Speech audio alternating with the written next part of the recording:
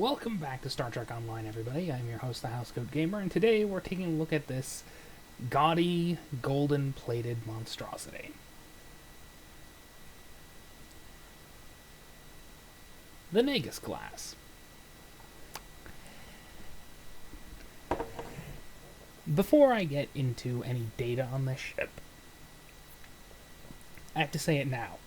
It is available for free as a giveaway with account-wide reclaim. Get it now. Pause the video, go into promotions, find the Black Friday Nagus giveaway. Just open up the search bar, type in NAG, and you'll find the ship and reclaim basically everything. Have you gotten the ship? Good, let's get into this. The Nagus-Class has no lore. However, it does have a bit of history in STO. According to the STO wiki, this ship is beyond rare. Or at least until today it was. Jokes aside, the Nagus-Class was only awarded to certain players who had performed certain deeds. But nobody knows what. Nobody wanted to talk about it. No one mentioned it at all.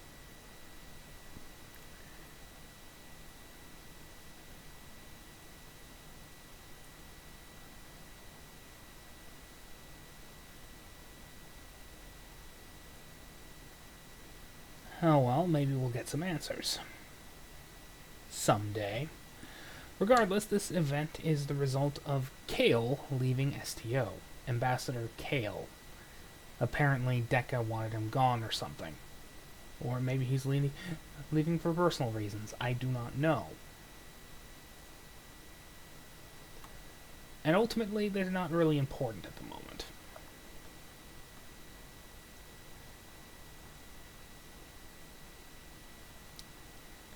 Regardless, let's compare the Ferengi Nagus,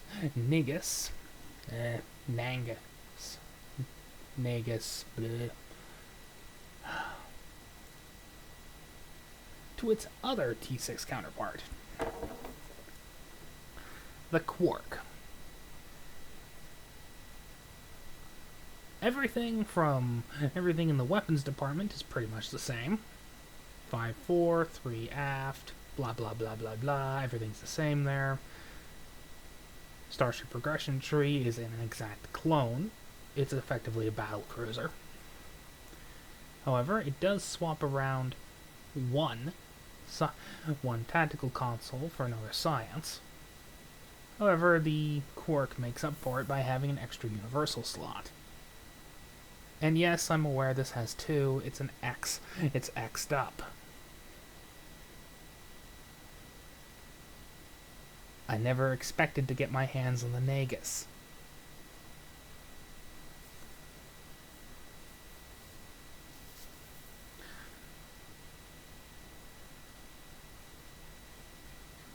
Alright, where's my boat? There's the Quark. Oh, let's shrink that a little just to make sure all the stats are there. Alright.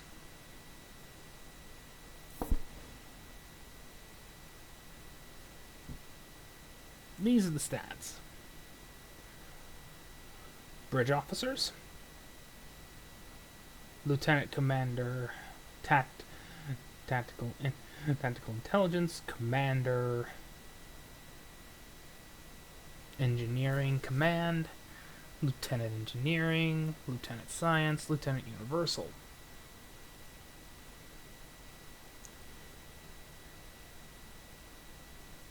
Compared to Lieutenant Commander Miracle Worker and Commander Miracle Worker for the Quark.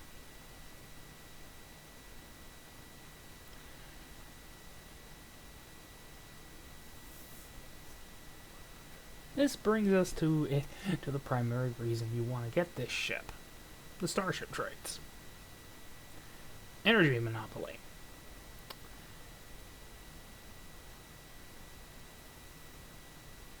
Upgrades Aceton Beam.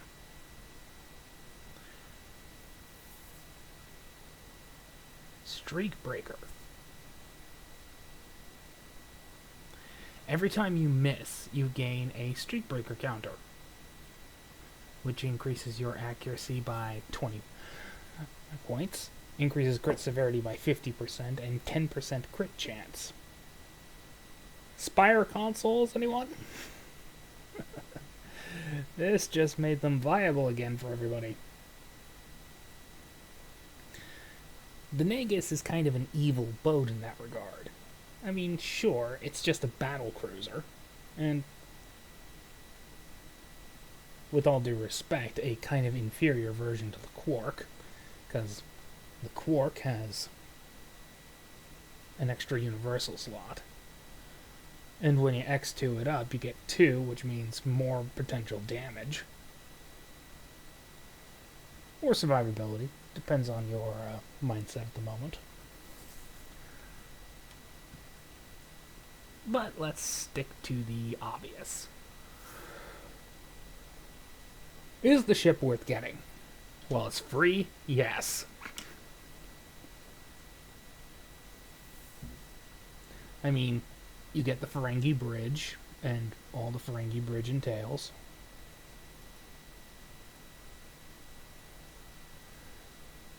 Exchange and bank access, mail access, Dabo, the Ferengi Doff guy.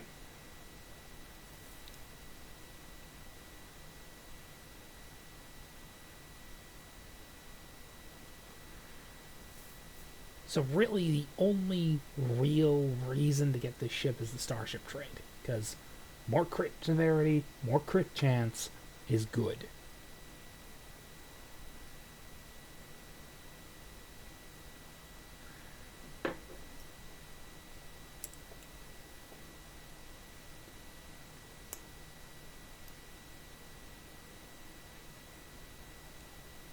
And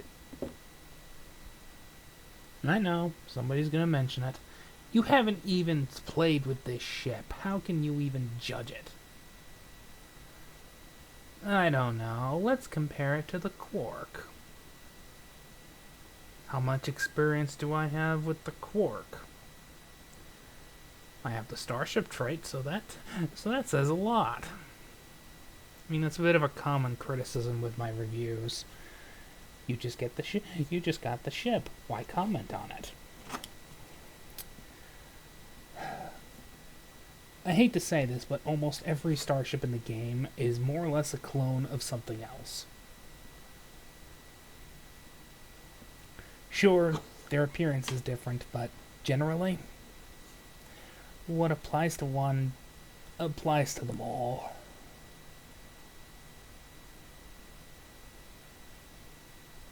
And in this case, it's a little more literal, because the Nagus and the Quark are basically the same ship with a couple of console slots swapped around, and different bridge stations. Regardless of that, that Starship trait is really useful. Even if the console is a little underwhelming. Because, guess what? You get it from the Quark, too. Still, it's better than the T5 version.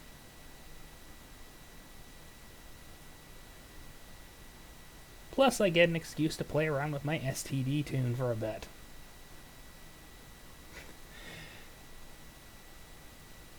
I always give that thing kind of lockbox vessels or ships that are really kind of confirmed to suck in the canon. And this is the ultimate expression of cash grab.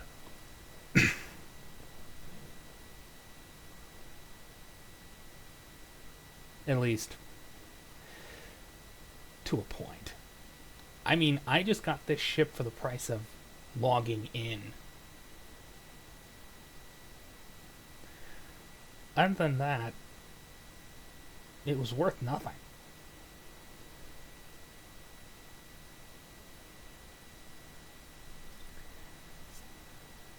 That said, the Starship trade is worth it. even if everything else can just be gotten with a more widely available Ferengi Marauder. That said, this is probably going to be a very, very widely available Ferengi Marauder for one simple reason. Everybody's going to be getting their hands on this thing. And I don't mind one bit.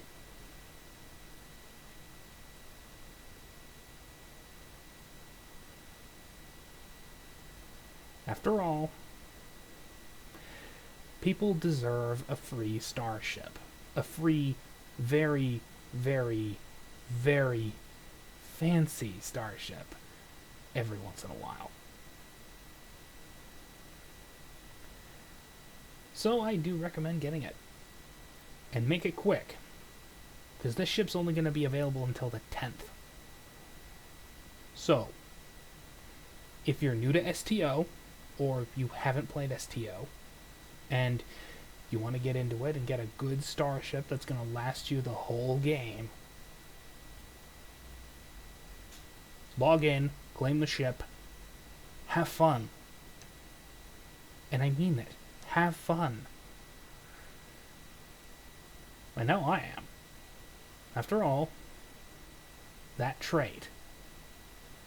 Housecoat Gaming, signing off.